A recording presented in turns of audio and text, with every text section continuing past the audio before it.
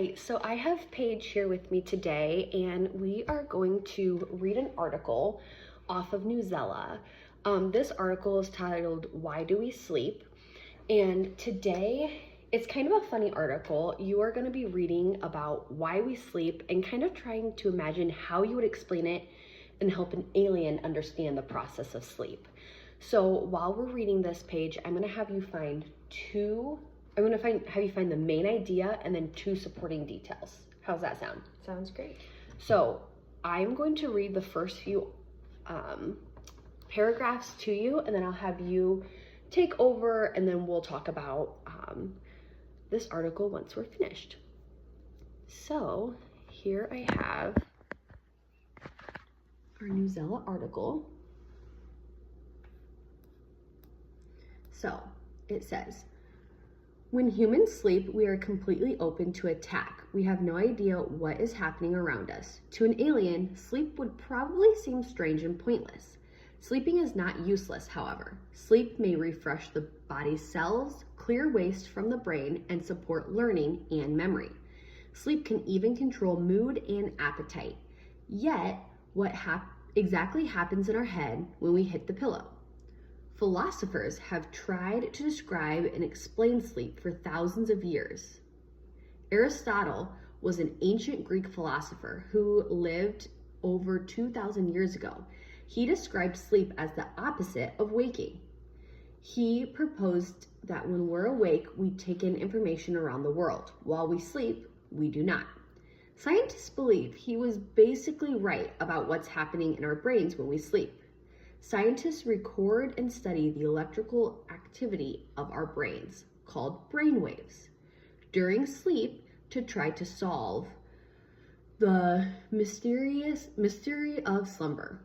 We have found two sleeping states, non-REM and REM. These two states repeat every 90 minutes or so, several times during the night. Non-REM can also be called NREM. This stage of sleep can be broken down into four separate stages, S1, S2, S3, and S4. When we are sleepy but still awake, your brain waves become slower and increase in height. The two stages of NREM sleep are relatively light sleep.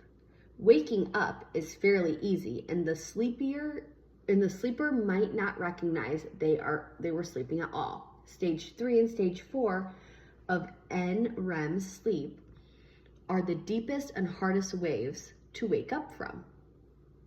So, what is kind of a main idea of this part of the article? That sleep is very important, that it clears toxins and waste from our system. Yeah, that's a really good point that was here. So Paige, I'm going to have you go ahead, and you are going to start reading from here at this heading titled Leaving the Real World. Leaving the real world. During NREM sleep, our brains still pick up information through our senses. As sleep becomes deeper, we respond less to our environment. The mind turns inward and is less tied to the outside world. REM sleep gets its name from the quick eye movements that happen during it, called rapid eye movement. During REM sleep, muscles stop working. The body is basically unable to move. Yet in REM sleep, our brains looks the same as when we were awake. We also dream during REM sleep. During dreams, a part of our brains called the frontal cortex is disrupted. The frontal cortex helps us control our behavior, think, and make decisions. Without the frontal cortex, we are less aware of ourselves. The brain becomes open to the strange world of dreams. Outside information is cut off, creating a tight dream loop. Studies have shown that what happens when we sleep. Why do we sleep at all, though? Scientists do not know for sure, but they have several ideas. For example, sleep seems to help improve memory ability to stick. Research suggests REM sleep strengthens the brain's ability to process past memories. This helps prepare memories for future use. It also gets rid of unnecessary memories.